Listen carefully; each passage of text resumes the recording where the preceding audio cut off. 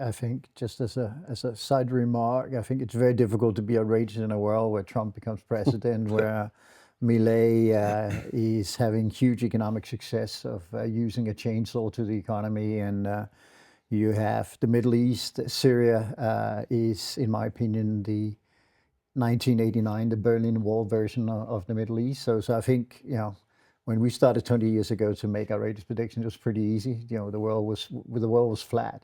Now it's a very, very changeable world that where people. And what I find frustrating, and I'm going to sound like an old man, is that no one really deals in facts anymore. People deals in emotion and sentiments.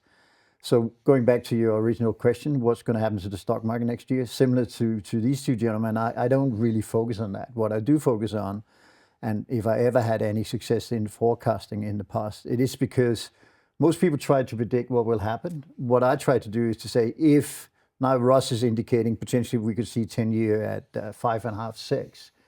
That in itself, of course, is interesting as a trade. What is more interesting, and where, in my opinion, there are more money, is what is the policy response at 5.5. The policy response has to be some sort of yield curve control.